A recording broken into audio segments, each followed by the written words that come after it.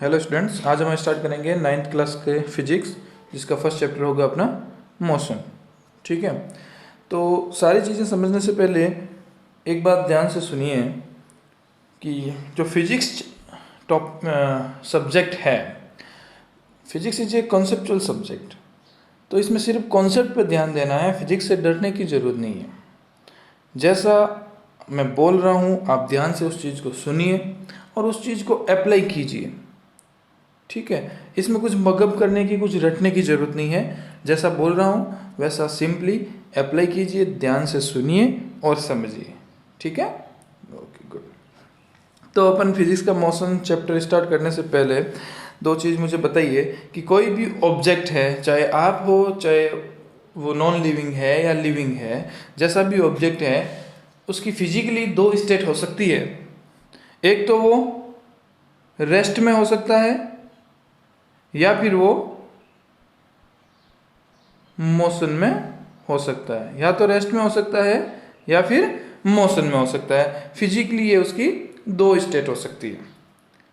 ठीक है, जैसे आप देखते हैं सारी चीज़ें आप अपने एवरीडे लाइफ में देखते हैं कि लोग चल रहे हैं सड़कों पे, गाड़ियाँ चल रही है, व्हीकल चल रहे हैं, ट्रेन चल रही है, बर्ड्स इधर उधर उड़ रहे हैं वगैरह, जितनी भी चीज़ें आप देख रहे हैं, फैन चल रहा है, खाना खाते टाइम आपका जो अपवर्ड एंड डाउनवर्ड मूवमेंट करता है, तो ये सारी चीज़ें मोशन के अंदर इंक्लूड होती है।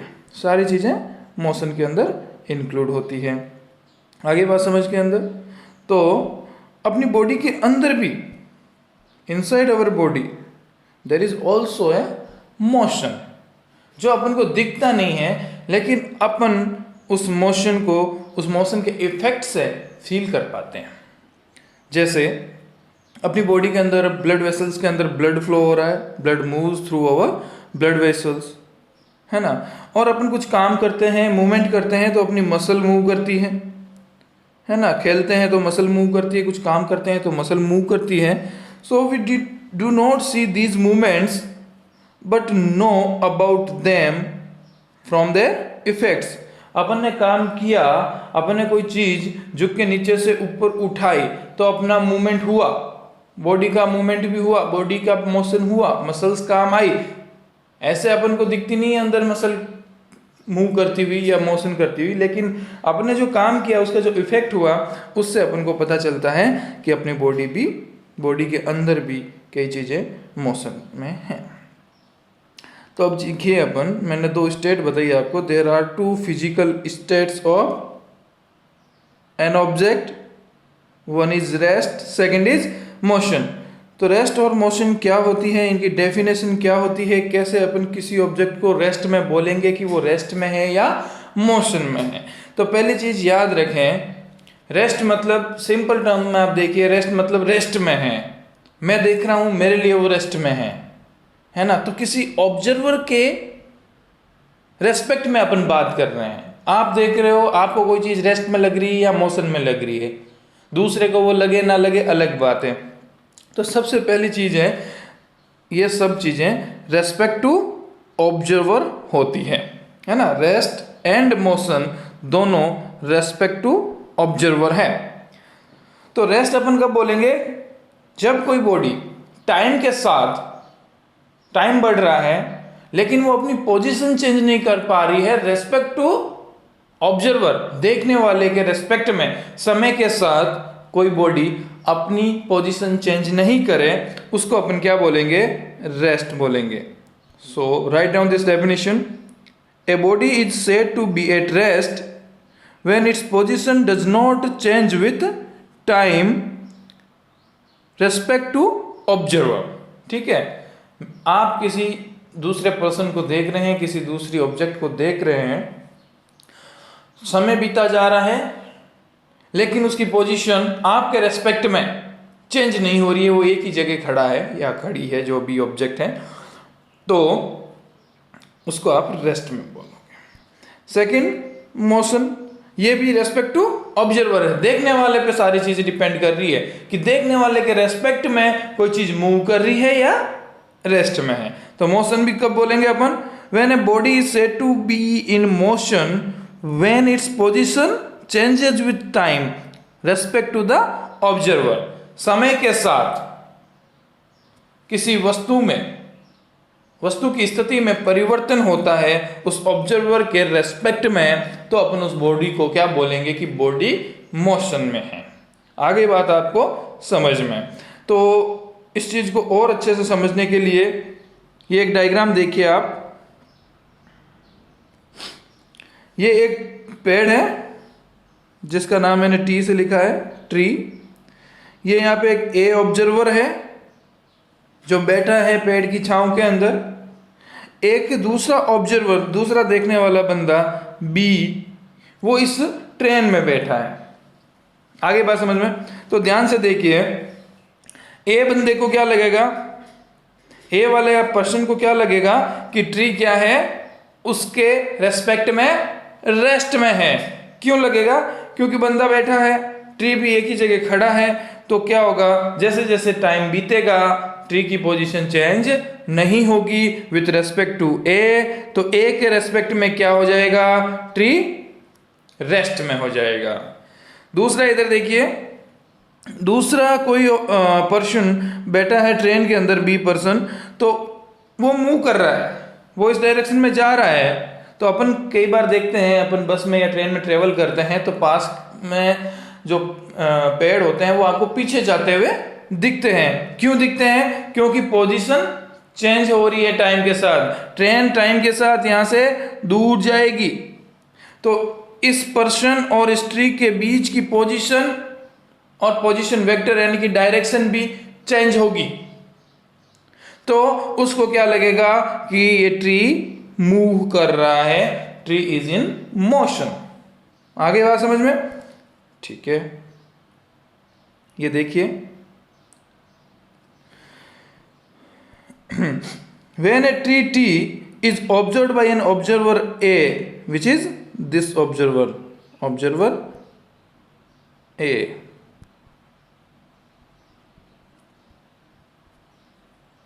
यह वाला observer A, sitting on a bench, the tree is at rest. This become position of the tree is not changing with respect to the observer A. observer A के रेस्पेक्ट में tree की position change नहीं हो रही है time के साथ, इसलिए A वाले के लिए ट्री क्या हुआ, रेस्ट में हुआ। Now when he same tree T observed by an observer sitting in an super fast train moving with the velocity v, then the tree is moving with respect to the observer because the position of tree changing with respect to the observer B. Observer B जो train में बैठा है उसके respect के अंदर इसकी position अब tree की चेंज होगी, तो उसके रेस्पेक्ट में ट्री क्या होगा, ट्री इज इन मोशन। तो एक चीज याद रखें, मैंने सबसे पहले आपको बताई है कि रेस्ट या मोशन ये स्टेट अपन डिफाइन तभी करेंगे जब किसी के रेस्पेक्ट में बात होती है। तो क्या हुआ कि rest and motion are relative terms, एक दूसरे के रिलेशन में बात कर रहे हैं। किसी एक के रिलेशन में कोई चीज रेस्ट में हो सकती है तो वही चीज किसी दूसरे के रिलेशन में मोशन में हो सकती है। आगे बात समझ में? आप और आपके दोस्त साथ में सेम स्पीड से सेम डायरेक्शन में चल रहे हैं तो एक दूसरे की पोजीशन टाइम के साथ एक दूसरे के रेस्पेक्ट में चेंज नहीं हो रही है, तो आप दोनों के लिए आप दोनों रेस्ट में हो।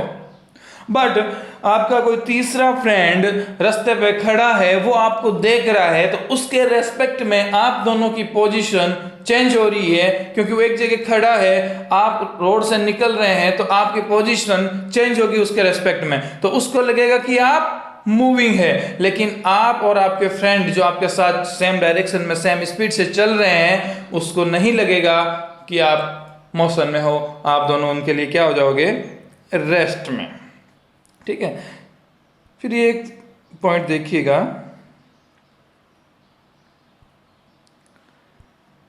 Do you know plants also show motion. आपको पता है प्लांट्स के अंदर भी मोशन शो होता है, लेकिन क्या होता है कि बड़ा स्लो मोशन होता है टाइम के साथ, तो अपन एक स्मॉल टाइम इंटरवल के अंदर उसको परसीव नहीं कर पाते हैं। जैसे आप देखते हैं कि किसी स्टिमुलस के लिए, जो माइमोसा पुडी का एक प्लांट होता है जिसको अपन छुईमुई बोलते हैं, उसको टच किया, उसके अंदर मोशन हुआ, मूवमेंट हुआ। और दूसरा सनफ्लावर देखिए, जिधर सन जाएगा उधर वो मूव करेगा, लेकिन मूवमेंट हो रहा है। जब वो ग्रो कर रहे हैं उनकी साइज में तब मूवमेंट हो रहा है, लेकिन these movements are very slow, so these hardly pursued for a small time interval. अब उनको कम टाइम में ये सारे परस्यू नहीं हो पाते हैं। आगे बात समझ के अंदर, उसके बाद व्हाट इज रिलेटिव मोशन, मैंने वैसा सारा आपको डिस्क्राइब कर दिया है एक दूसरे के रिलेशन में कि कैसे आप मोशन में हो सकते हैं, कैसे नहीं। ये सारा डिपेंड करेगा कौन आपको देख रहा है, यानी कि ऑब्जर्वर कौन है, और ऑब्जर्वर एंड ऑब्जेक्ट के बीच का रिलेशन है ये। ऑब्जर्वर ऑब्जेक्ट पे डिपेंड करता है ओनली, और किसी पे डिपेंड नहीं करता। तो यहाँ रिलेटिव मोशन देखिए कि आप एक ट्रेन के डिब्बे में बैठे हैं, एक मूविंग ट्रेन में, तो आपकी पोजीशन उस ट्रेन के डिब्बे की छत, फ्लोर और दीवारों के साथ उनके रेस्पेक्ट में आपकी पोजीशन चेंज नहीं हो रही है। तो you are at rest with respect to the compartment. ठीक है, आप कंपार्टमेंट, उस डिब्बे के रेस्पेक्ट में तो आप रेस्ट में हो, बट आपकी डिस्टेंस उस प्लेटफॉर्म से जहां से आप बैठे थे ट्रेन के अंदर, उसके रेस्पेक्ट में ट्रेन मूव कर रही है, तो आपकी पोजीशन भी चेंज कर रही है। This means that an object can be at rest with respect to one thing and in motion with respect to other thing at same time। एक ही समय पर एक चीज के लिए, एक चीज के लिए कोई ऑब्जेक्ट, एक ऑब्जर्वर के लिए कोई ऑब्जेक्ट मूविंग हो सकता है, मोशन में हो सकता है, लेकिन वो ही ऑब्जेक्ट किसी दूसरे ऑब्जर्वर के लिए उसी टाइम में क्या हो सकता है, रेस्ट में हो सकता है। जैसे इस कंडीशन की बात करो, आप ट्रेन के डिब्बे के रेस्पेक्ट में, आप ट्रेन के अंदर बैठे हैं, ट्रेन चल रही है, तो ट्रेन के डिब्बे के रेस्पेक्ट में आप रेस्ट में हैं, और उसी टाइम प्लेटफॉर्म के रेस्पेक्ट में आप मोशन में हैं। आगे बात समझ में? ठीक है। उसके बाद आप पॉइंट ऑब्जेक्ट किसको बोलेंगे? पॉइंट ऑब्जेक्ट अपन तब किसी ऑब्जेक्ट को पॉइंट ऑब्जेक्ट की तरह ट्रीट कर सकते हैं जब जो the journey travelled by that object is much greater than the size of that object. आगे बात समझ में? यानी कि जितनी दूरी वो ऑब्जेक्ट तय करता है, उस दूरी की तुलना में उस ऑब्जेक्ट की साइज नेग्लिजिबल हो, नगण्य हो, बहुत छोटी हो, तब आप उस ऑब्जेक्ट को पॉइंट ऑब्जेक्ट जैसा ट्रीट कर सकते हैं। तो देखिए यहाँ पे, an extended object can be treated as point object when the distance traveled by the object is much greater than its own size। उसके द्वारा जितनी डिस्टेंस ट्रेवल की है वो उसकी खुद की साइज की तुलना में बहुत ज्यादा हो। For example, study of motion of a train travelling from Kota to new Delhi. Kota से नई दिल्ली कोई ट्रेन जाती है तो डिस्टेंस बहुत ज्यादा है as compare to size of the train, है ना। तो यहां पे आप ट्रेन को क्या कर सकते हैं, पॉइंट सोर्स, पॉइंट ऑब्जेक्ट मान सकते हैं। आगे बात समझ में? जैसे अर्थ सन के चारों तरफ रिवॉल्व कर रही है, तो अर्थ की साइज इस पूरे रिवॉल्यूशन की, इसकी जो सर्कमफेरेंस है, पूरा जितना इसका पाथ है, उसके कंपैरिजन में छोटी है, तो अर्थ को आप पॉइंट सोर्स मान सकते हैं इसके कंपैरिजन। ठीक है, तो यहाँ पे आपको बेसिक चीज पता चली कि मोशन क्या होता है, रेस्ट क्या होता है। Motion and rest are relative terms. किसी ऑब्जर्वर के रेस्पेक्ट में बात होती है। हमेशा एक ही टाइम में कोई ऑब्जेक्ट रेस्ट में भी हो सकता है और उसी टाइम में वो ऑब्जेक्ट मोशन में हो सकता है। डिपेंड करता है उसको कौन ऑब्जर्व कर रहा है।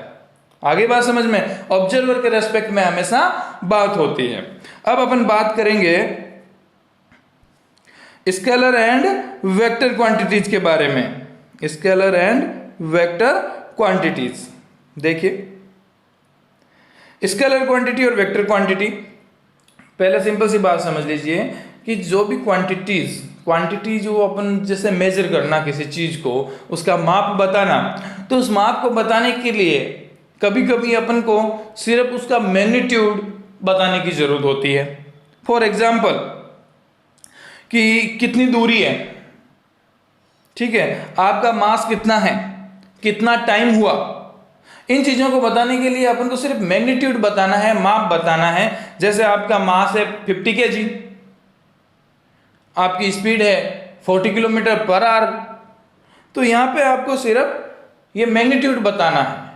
लेकिन कई कई क्वांटिटीज ऐसी हैं जिनको कंप्लीटली स्पेसिफाई करने के लिए आपको सिर्फ मैग्नीट्यूड से काम नहीं चलेगा, उस मैग्नीट्यूड के साथ साथ आपको डायरेक्शन भी बतानी होगी, तभी वो चीज पूरी स्पेसिफाई होगी। तो इस तरह से ये दो टाइप की क्वांटिटीज हो गई है, one is scalar quantity and another is vector quantity. और दोनों में क्या क्या डिफरेंस है वो अभी अपन देखेंगे कि स्केलर क्वांटिटी क्या होती है और वेक्टर क्वांटिटी क्या होती है। ठीक है, आगे बात समझ में, what is scalar quantity and what is vector quantity. Good.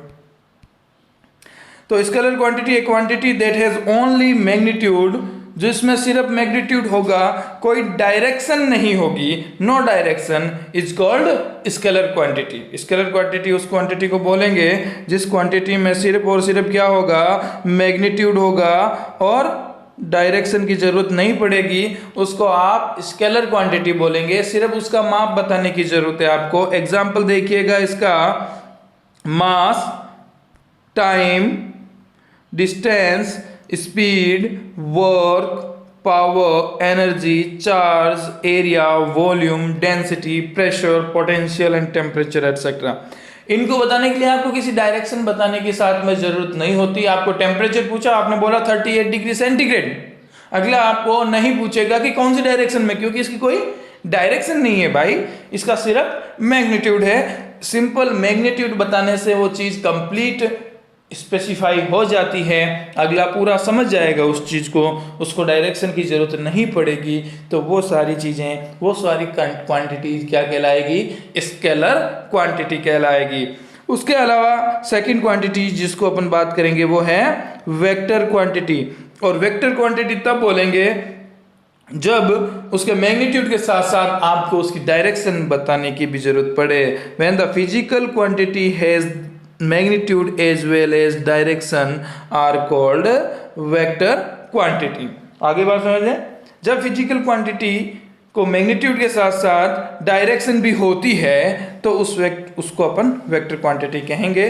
इसके एग्जांपल आपको मिलेंगे velocity, acceleration, force, displacement, momentum, weight and electric field. Weight is a type of force. आगे बात समझ में, आपका जो वेट होता है ना, weight is a type of force. Weight is mass into acceleration, जो जी होता है mg। वेट क्या होता है mg, तो साथ में एक्सीलरेशन हो गया, F इक्वल टू ma होता है ना, force equal to mass into acceleration. वैसे ही यहाँ वेट भी हो जाएगा आपका मास इनटू ग्रेविटेशनल एक्सीलरेशन। तो फोर्स जितना भी है, एक्सीलरेशन जितना भी है, वेलोसिटी जितनी भी है, मोमेंटम, डिस्प्लेसमेंट, वो सारी चीजें। अब यहाँ पे आप देखिएगा एक चीज कि स्पीड को मैंने लिखा स्केलर क्वांटिटी के अंदर, वेलोसिटी को मैंने लिखा वेक्टर क्वांटिटी के अंदर। S for speed, S for scalar, V for velocity, V for vector quantity. इतना ही नहीं, ध्यान से देखिए, स्पीड जब आपको बोलेंगे तो आप बोलोगे कि 40 किलोमीटर पर आवर। आपको कोई पूछे वेलोसिटी क्या है आपकी, तो आप ये जो 40 किलोमीटर पर आवर है इसके साथ डायरेक्शन ऐड करेंगे। 40 किलोमीटर पर आवर इन नॉर्थ या ईस्ट या वेस्ट, जिधर भी आप जा रहे हो, जिस डायरेक्शन में आप जा रहे हो, एक्स डायरेक्शन में जा रहे हो, वाई में जा रहे हो, जेड में जा रहे हो, किधर भी जा रहे हो, साथ में जब डायरेक्शन बताओगे मैग्नीट्यूड के साथ, magnitude is 40 kilometre per hour with direction in north, in south, कुछ भी, वो आपकी होगी वेलोसिटी। ठीक है, एक्सीलरेशन भी ऐसे ही है, फोर्स भी ऐसे ही है। दूसरा मैंने देखो इधर एक डिस्टेंस जो है, डिस्टेंस को मैंने स्केलर क्वांटिटी में लिखा, डिस्टेंस को मैंने स्केलर क्वांटिटी में लिखा और डिस्प्लेसमेंट को मैंने वेक्टर क्वांटिटी में लिखा। आगे बात समझ में, तो डिस्टेंस आपको पूछे कोई कि आपके घर की डिस्टेंस कितनी है, आप बोलोगे सर 5 किलोमीटर, वेरी गुड।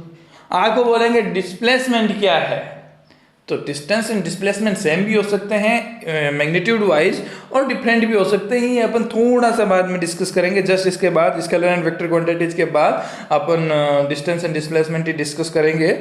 लेकिन डिस्प्लेसमेंट जब आपको पूछेंगे तो आप दूरी बताओगे direct distance from your present position, जहां आप खड़े हैं। बंदा आपको पूछ रहा है कि आपका घर किधर है, कितना आपका घर का डिस्प्लेसमेंट क्या है, तो वहां से डायरेक्ट डिस्टेंस, रास्ता वस्ता भूल जाइए, सीधी दूरी, बीच में घर आ रहा है तो वो भी गिना जाएगा। सीधी distance, direct distance from your current position to your home, direct position, shortest distance कितनी होगी? सपोज 4 किलोमीटर, कम भी हो सकती है, बराबर हो सकती है, लेकिन डिस्प्लेसमेंट डिस्टेंस से कभी ज्यादा नहीं हो सकता। ये मैं बाद में समझाऊंगा। आप जैसे 4 किलोमीटर आपने बताया कि मेरा डिस्प्लेसमेंट 4 किलोमीटर इन नॉर्थ, आपके घर का डिस्प्लेसमेंट है 4 किलोमीटर इन नॉर्थ। आगे बात समझ में? तो ये सब अपन देखेंगे बाद में। उसके बाद अपन देखते हैं ये स्केलर और वेक्टर क्वांटिटीज के बीच में क्या क्या डिफरेंसेज हैं। आगे बात समझ में? अभी देखते हैं। Wait, difference between scalar and vector quantities. देखिए, there are 3 main differences. Simple सी चीज़ है, डरने की बिल्कुल जरूरत नहीं है, ध्यान लगाइएगा, आराम से पता चल जाएगा। मुझे लग रहा है थोड़ा सा हैवी जा रहा है, ऊपर से जा रहा है, समझिए इसको। Difference between scalar and vector quantities. एक आप अपने लेफ्ट हैंड साइड में स्केलर क्वांटिटीज लिखिए, टेबल बनाइए, राइट हैंड साइड में वेक्टर क्वांटिटीज, ड्रॉ टेबल, और उसमें आप फर्स्ट पॉइंट डालिएगा।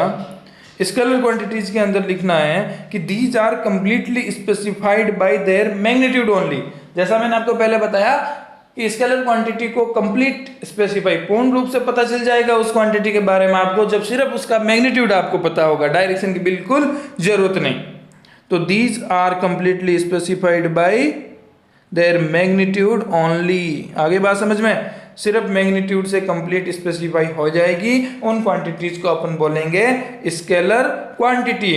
और वेक्टर क्वांटिटी को कंप्लीटली स्पेसिफाई करने के लिए आपको मैग्नीट्यूड के साथ साथ डायरेक्शन की भी जरूरत होगी। तो यही फर्स्ट पॉइंट वेक्टर क्वांटिटीज के अंदर लिखिएगा कि these are completely specified by their magnitude as well as direction. आगे बात समझ में? गुड। फिर सेकंड डिफरेंस देखिएगा। सेकंड डिफरेंस में लिखिए कि दीज, यानी स्केलर क्वांटिटी के अंदर लिखिए कि स्केलर क्वांटिटी तभी चेंज होगी जब आप उसका मैग्नीट्यूड चेंज करोगे, क्योंकि उसमें है ही क्या? ओनली मैग्नीट्यूड है। तो स्केलर क्वांटिटी को मैग्नीट्यूड में आपने चेंज किया, स्केलर क्वांटिटी की वैल्यू चेंज हो गई, मैग्नीट्यूड चेंज हुआ, स्केलर क्वांटिटी की वैल्यू चेंज हो गई। लेकिन वेक्टर क्वांटिटी की अगर आपको वैल्यू चेंज करनी है तो क्या सिर्फ मैग्नीट्यूड से हो जाएगी? यस, सिर्फ मैग्नीट्यूड चेंज होगा तो भी वेक्टर क्वांटिटी की वैल्यू चेंज हो जाएगी। सिर्फ डायरेक्शन चेंज कर दो, आप सिर्फ डायरेक्शन चेंज कर दो, मैग्नीट्यूड वही रखो। जैसे आपकी स्पीड 40 किलोमीटर पर आवर है, आप एक्स डायरेक्शन में चल रहे हैं, तो आपका उस टाइम की जो वेलोसिटी है वो अपन लिखेंगे कि +40 किलोमीटर पर आवर, और उसकी आप डायरेक्शन चेंज कर दो, स्पीड वही रखो, मैग्नीट्यूड वही रखो, 40 किलोमीटर पर आवर, -x में चले जाओ तो वो माइनस में वेलोसिटी आ जाएगी। तो velocity is a vector quantity, है ना। तो वेक्टर क्वांटिटी का मैग्नीट्यूड चेंज करोगे तो भी वेक्टर क्वांटिटी चेंज होगी, वेक्टर क्वांटिटी की डायरेक्शन चेंज करोगे तो भी वेक्टर क्वांटिटी चेंज हो जाएगी, उसकी वैल्यू चेंज हो जाएगी, या फिर दोनों चेंज कर दो, कुछ भी चेंज करो मैग्नीट्यूड एंड डायरेक्शन में से, और या दोनों चेंज कर दो, वेक्टर क्वांटिटी की वैल्यू चेंज हो जाएगी। तो vector quantity change by the change of their either there magnitude और डायरेक्शन, चाहे मैग्नीट्यूड हो या चाहे डायरेक्शन हो, दोनों से क्या हो जाएगी? चेंज हो जाएगी। अब यहाँ पे तीसरा पॉइंट आता है, third difference between scalar and vector quantities. लिखिएगा, स्केलर क्वांटिटी को आप ऐड करते हैं तो सिंपल एल्जेब्रिक फॉर्म में ऐड करना है। ऐड करो या जोड़ो, कुछ भी करो, ऐड करो या घटाओ, यानी कि ऐड और subtract by laws of ordinary algebra. Scalar quantity को जोड़ने या घटाने के लिए किसी स्पेशल फॉर्मूले की जरूरत नहीं है, सिंपल सा जोड़ दो। जैसे डिस्टेंस को जोड़ना है आपको तो 4 metre plus 5 metre equal to 9 metre आ जाएगा। आगे बात समझ में, by the ordinary algebra law, added और सब्ट्रैक्टेड। लेकिन वेक्टर क्वांटिटीज को ऐड या सब्ट्रैक्ट करना है तो उसके लिए वेक्टर एडिशन के लॉज को काम में लेना पड़ेगा, जो आप पढ़ेंगे 11th स्टैंडर्ड के अंदर। कहाँ पढ़ेंगे? 11th क्लास के अंदर पढ़ेंगे ये सारी चीज, ठीक है। इसको अच्छे से 11th क्लास में पढ़ेंगे। तो यहाँ पे आपका scalar and vector quantities chapter का फर्स्ट पोर्शन कंप्लीट होता है। अब अपन पढ़ते हैं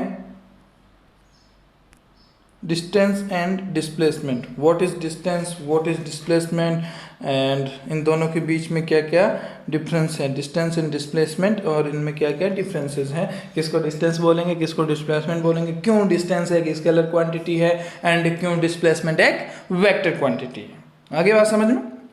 तो पहले आप लिखिएगा डिस्टेंस क्या होती है, डिस्टेंस क्या होती है। यहाँ इस डायग्राम को अच्छे से देखिए। इस डायग्राम में एक पॉइंट, एक पोजीशन ए है, दूसरा पॉइंट है बी, ठीक है, दूसरा पॉइंट है बी, और एक थर्ड पॉइंट है सी। 3 पॉइंट है।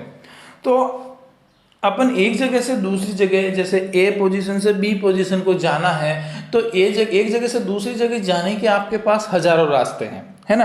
आप कैसे भी घूम घाम के जा सकते हैं। जैसे एक तो ये सी से होते हुए जा रहा है, फर्स्ट पाथ जिसको बोला, सेकंड पाथ ये सीधा जा रहा है, थर्ड पाथ मैं बोलूँ कि भाई ये ऐसे जाएगा ए से बी के पास, मैं बोलूँ ये ऐसे घूम के इधर उधर होके फिर बी के पास पहुंचेगा। तो ये अलग अलग रास्ते हैं भाई, है ना। एक तो यहाँ से ए से यहाँ सीधा चला जाएगा, तो ये अपन थर्ड वाला रास्ता काउंट कर लें इसको, और एक ही ऐसे घूम के जाएगा, इसको अपन फोर्थ वाला रास्ता काउंट कर लें। तो कैसे भी जा सकता है ना।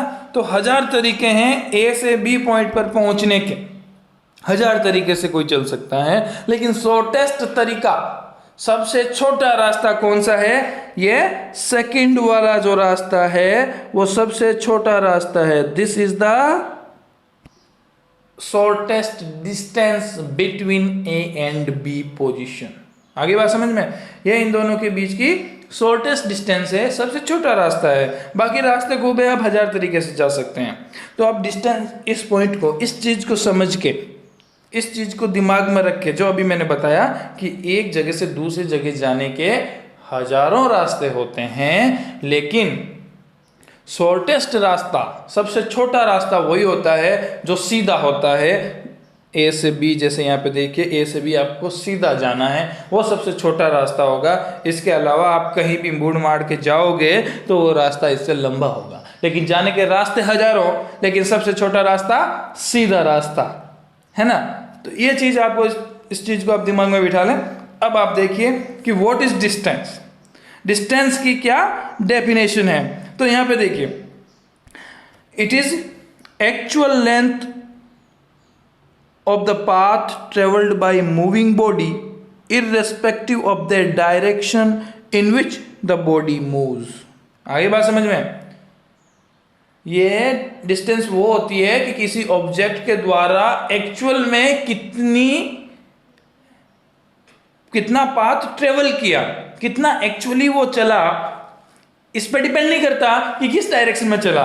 भाई आपको ए पॉइंट पे आप खड़े हैं, कोई ए पोजीशन पे खड़े हैं, आपको इधर जाना है, बी पोजीशन पे जाना है, लेकिन आप बोलोगे भाई पहले तो मैं इसके अपोजिट जाऊंगा, फिर ऐसे जाऊंगा, फिर ऐसे जाऊंगा, ऐसे जाऊंगा, फिर यहाँ बी पे आऊंगा, तो ये भी पॉसिबल है। तो एक्चुअली उसने कितना चल लिया, ये सारी डिस्टेंस उसने चल ली, एक्चुअल में उसने बहुत सारा चल लिया, एक्चुअल में उसने बहुत सारा चल लिया, एक्चुअल डिस्टेंस उसने ये कवर की है। तो ये जो एक्चुअल डिस्टेंस है, एक्चुअल पाथ उसने जो कवर किया है, उसकी जितनी लेंथ है उसको आप बोलोगे डिस्टेंस। और यहाँ पे मैं बता देता हूँ जल्दी से डिस्प्लेसमेंट क्या है। ये सिंपल समझ लो, ए और बी के बीच की डिस्टेंस कितनी है, शॉर्टेस्ट डिस्टेंस कितनी है, जितना उसने कवर किया उस पर डिपेंड नहीं करेगा। शॉर्टेस्ट सबसे छोटी डिस्टेंस आप देखोगे ए और बी के बीच में तो ये वाली है भाई साहब, जो सेकंड पाथ है वो वाली ए और बी के बीच में शॉर्टेस्ट डिस्टेंस है। तो उसने डिस्प्लेसमेंट कितना लिया, इतना सा जितना यहाँ पे बताया है, ये उसका डिस्प्लेसमेंट। और डिस्टेंस तो भाई साहब ने बहुत ज़्यादा कवर कर ली, इससे भी ज़्यादा कर सकता है, मर्जी उसकी, जितनी उसमें हिम्मत उतने डिस्टेंस कवर करे भाई, है ना। तो डिस्टेंस क्या है, the actual length of path travelled bye a moving body irrespective of the direction in which the body moves. किस डायरेक्शन में बॉडी मूव कर रही है मैटर नहीं करता, लेकिन एक्चुअल में उसने कितनी लेंथ कवर की है, ट्रेवल की है, वो उसकी होती है डायरेक्शन, ठीक है। और किसी दो पोजीशन के बीच की शॉर्टेस्ट एंड स्ट्रेट डिस्टेंस जो होती है उसको बोलते हैं अपन डिस्प्लेसमेंट। अब सिंपल सी चीज देख लीजिए जल्दी से कि डिस्टेंस को अपन क्या बोलते हैं, लेंथ ऑफ पाथ, ठीक है।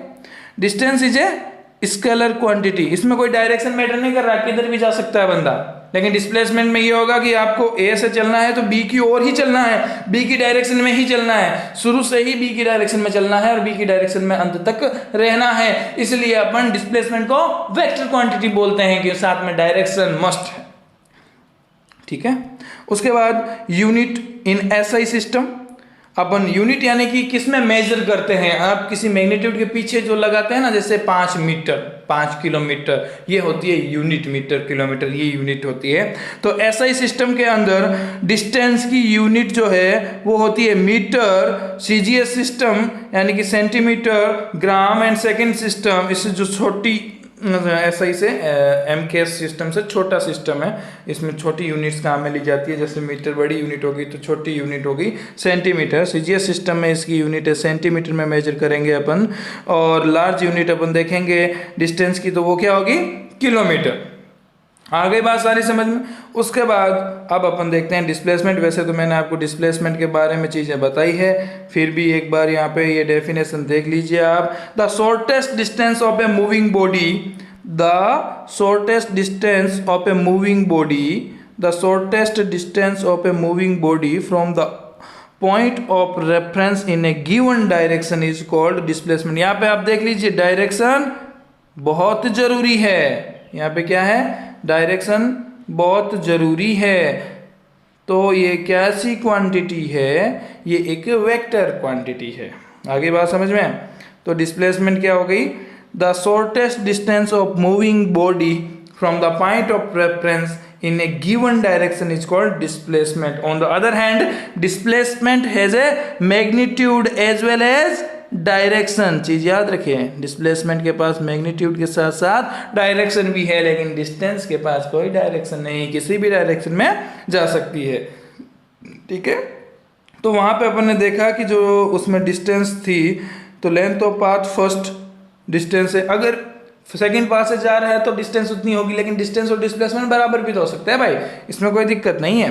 लेकिन डिस्प्लेसमेंट आप इसमें देखिएगा, डायरेक्ट डिस्टेंस सेकंड पाथ जो होगा, जो सेकंड पाथ है वो ही उसकी डिस्प्लेसमेंट है, सेकंड पाथ को ही आप डिस्प्लेसमेंट बोलोगे, फर्स्ट पाथ को कभी नहीं। फर्स्ट पाथ डिस्टेंस हो सकती है, सेकंड पाथ भी डिस्टेंस हो सकती है, लेकिन डिस्प्लेसमेंट फर्स्ट पाथ नहीं हो सकता, सिर्फ सेकंड पाथ होगा, क्योंकि डायरेक्ट डिस्टेंस शॉर्टेस्ट डिस्टेंस ए और बी के बीच की सेकंड पाथ में है। आगे बात समझ में।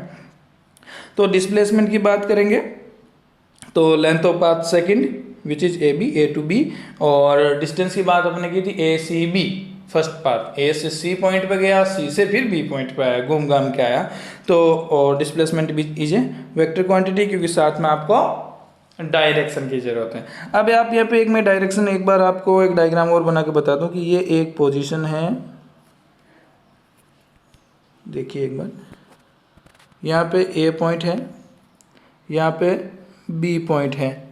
आपको ए पॉइंट से बी पॉइंट जाना है तो आपके पास हजारों रास्ते हैं, आप ऐसे घूम घाम के बी पॉइंट पहुँच सकते हो, ऐसे पहुँच सकते हो, ऐसे पहुँच सकते हो, और एकदम स्ट्रेट पहुँच सकते हो, है ना, 1000 तरीके आपके पहुंचने के, सीधे पहुंच सकते हो आप, ऐसे जाओगे, ऐसे जाओगे, ऐसे आओगे, ऐसे जाओगे, ऐसे आ सकते हो, यहाँ से आप शुरू हुए, ऐसे गए आ सकते हो।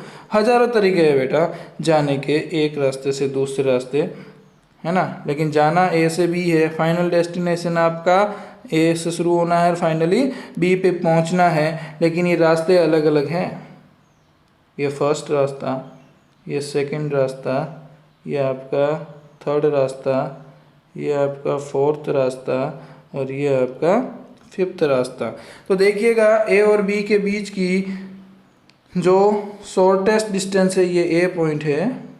ए और बी के बीच की जो शॉर्टेस्ट डिस्टेंस होगी वो कौन से पाथ वाली होगी भैया? थर्ड पाथ वाली। कौन सी होगी? थर्ड पाथ वाली। क्या होगी? शॉर्टेस्ट डिस्टेंस होगी, सबसे छोटी डिस्टेंस होगी थर्ड पाथ वाली, शॉर्टेस्ट डिस्टेंस है, सीधा गया ए से बी, तो ये हुआ डिस्प्लेसमेंट। और डिस्टेंस अगर ए पाथ से गया तो इतनी सारी डिस्टेंस, बी से गया तो इतनी सारी, थर्ड पाथ से गया तो इतनी सी डिस्टेंस है, फोर्थ पाथ से गया तो इतनी लंबी डिस्टेंस होगी उसकी, फिफ्थ से गया तो उतनी, है ना। तो डिस्टेंस इनफाइनाइट हो सकती है, किसी भी दो पॉइंट के बीच में डिस्टेंस इनफाइनाइट हो सकती है, कितनी भी डिस्टेंस हो सकती है, लेकिन डिस्प्लेसमेंट हमेशा फिक्स होगा और वो सबसे कम होगा इन मैग्नीट्यूड, है ना, मैग्नीट्यूड के फॉर्म में सबसे कम होगा। तो डिस्प्लेसमेंट की भी ऐसा ही यूनिट वो ही है मीटर, और इसकी सीजीएस यूनिट है centimetre. Metre is SI unit और सेंटीमीटर इज सीजीएस यूनिट। आगे बात समझ में? Metre is SI unit, CGS unit is centimetre. उसके बाद आप चीज़ देखिएगा कि what is difference between distance and displacement. यहाँ पे आपका क्वेश्चन बनता है भैया, तो ध्यान लगा के सुनिए, डिस्टेंस और डिस्प्लेसमेंट में क्या क्या डिफरेंस है ना। यहाँ आपका क्वेश्चन बनता है डिस्टेंस और डिस्प्लेसमेंट में क्या क्या क्वेश्चन है, डिफरेंस। तो डिस्टेंस और ये है डिस्प्लेसमेंट। लेफ्ट साइड में आप डिस्टेंस लिखिएगा, राइट साइड में आप डिस्प्लेसमेंट लिखिएगा। फर्स्ट डिस्टेंस देखिए, फर्स्ट आप डिफरेंस देखिएगा तो डिस्टेंस में लिखिए, ये क्या है? Actual length of path travelled by an object. एक ऑब्जेक्ट के द्वारा एक्चुअल में कितनी पाथ ट्रेवल किया गया, कितनी लेंथ ट्रेवल की गई, वो होगी distance. It is the actual length of the path travelled by moving body. आगे बात समझ में? It is the actual length of the path travelled bye a moving body is called distance. वहीं displacement क्या होता है? It is the shortest distance, it is the shortest distance between the initial and final position. एक जगह से आप दूसरी जगह जा रहे हैं तो आपकी पहले वाली जगह से फाइनल जगह के बीच में शॉर्टेस्ट डिस्टेंस क्या है, सबसे छोटी डिस्टेंस क्या है, उसको आप बोलेंगे डिस्प्लेसमेंट। और एक्चुअली आप कितना भी घूम घाम के गए हो, एक्चुअल पाथ की लंबाई क्या होगी, वो होगी डिस्टेंस। आगे बात समझ में? तो distance is scalar quantity, displacement is vector quantity. ये आप एक और पॉइंट ऐड, जो फिफ्थ वाला पॉइंट आ गया आपके पास, distance is a scalar quantity, displacement is a vector quantity. Distance scalar है इसलिए direction need not to be specified, direction की आपको जरूरत नहीं है, ये सेकंड पॉइंट हो गया आपका। और displacement is a vector quantity, that's why आपको direction has to be specified with respect to reference line. आपको डायरेक्शन बतानी ही पड़ेगी, कंप्लीटली स्पेसिफाई करना है डिस्प्लेसमेंट को। तो ठीक है, ठीक है, तो तीन डिफरेंस हो गए। चौथा डिफरेंस देखिए, the distance covered in different direction can be added by simple algebraic laws, है ना, सिंपल अरिथमेटिक फॉर्मूला। सिंपल जैसे 4 + 5 9, सिंपली अपन डिस्टेंस अलग अलग टाइम में कुछ ट्रेवल कर रहा है तो डायरेक्टली जोड़ सकते हैं, ऐड कर सकते हैं या घटा भी सकते हैं, घटानी हो तो। लेकिन डिस्प्लेसमेंट है ना, उसको डिफरेंट डायरेक्शन वाली चीज़ों को डायरेक्ट ऐड नहीं कर सकते। आप बोलते हो कि आप चले 5 किलोमीटर चले नॉर्थ में, फिर 5 किलोमीटर चले साउथ में, कितना चले, कितनी डिस्टेंस ट्रेवल की, बोल देंगे 10 किलोमीटर हमने डिस्टेंस कवर की है भाई। लेकिन यहाँ पे डिस्प्लेसमेंट की बात आए, अगर डिस्प्लेसमेंट पूछे तो आपका 10 किलोमीटर नहीं होगा, क्योंकि अलग अलग डायरेक्शन के अंदर सिंपल एल्जेब्रिक रूल से, लॉ से नहीं ऐड किया जा सकता डिस्प्लेसमेंट को, क्योंकि ये वेक्टर क्वांटिटी है। इसके लिए यहाँ पे वेक्टर के लॉज फॉलो होंगे, जो आप इतना डीप यहाँ जाने की जरूरत नहीं है 9th क्लास के अंदर, ये चीज़ आप पढ़ेंगे 11th के अंदर, है ना। व्हाट आर वेक्टर्स, ये आप पढ़ेंगे 11th में। तो चार्ट सिंपल से हो गए हैं डिफरेंसेस। पहला डेफिनेशन दोनों की, कि distance is the actual length of the path travelled by moving body and displacement is shortest distance between initial and final position. Second, distance is a scalar quantity, displacement is a vector quantity. Third, जैसा आपको पता है distance एक scalar है, इसलिए आपको direction की जरूरत नहीं पड़ेगी, direction need not to be specified. Displacement vector quantity है, इसलिए आपको direction has to be specified with respect to reference line. Fourth difference इसमें आ गया कि आप अलग अलग डायरेक्शन में तय की गई दूरियों को, डिस्टेंसेज को डायरेक्टली ऐड कर सकते हैं सिंपल अरिथमेटिक रूप से, लेकिन डिस्टेंस यानी कि हिंदी में इसको बोलते हैं आप विस्थापन, इस विस्थापन को, डिस्प्लेसमेंट को सिंपली आप ऐड नहीं कर सकते, है ना। ये वेक्टर लॉज फॉलो करेगा। और लास्ट डिफरेंस आप लिखिए कि जो distance covered by a moving body can not be zero और नेगेटिव, जीरो और नेगेटिव डिस्टेंस नहीं हो सकती।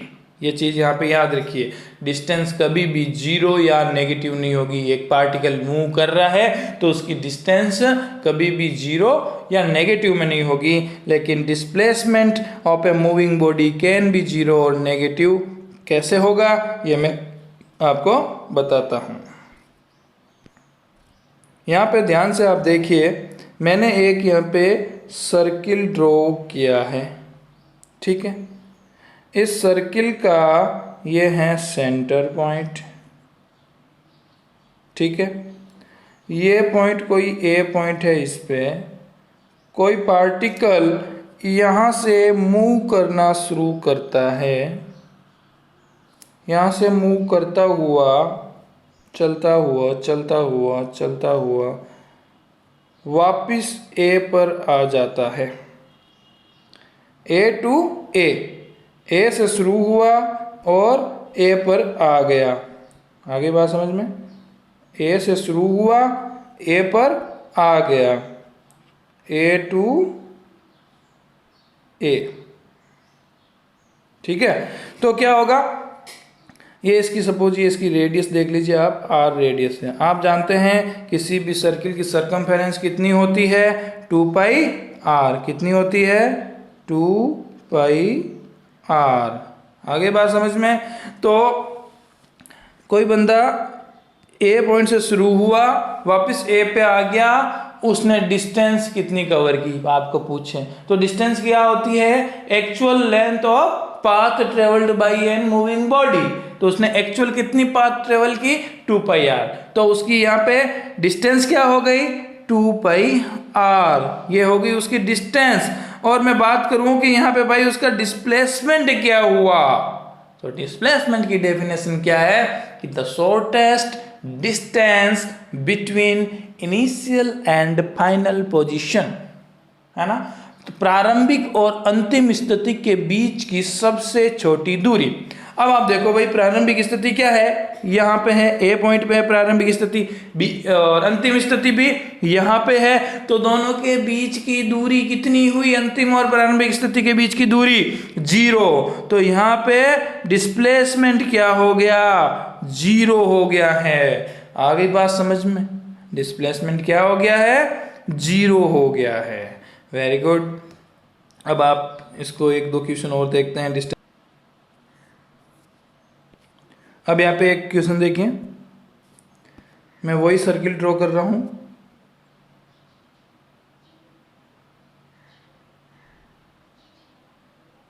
ये यहाँ पे उसका ए पॉइंट है, यहाँ पे बी पॉइंट है, सी है, डी है,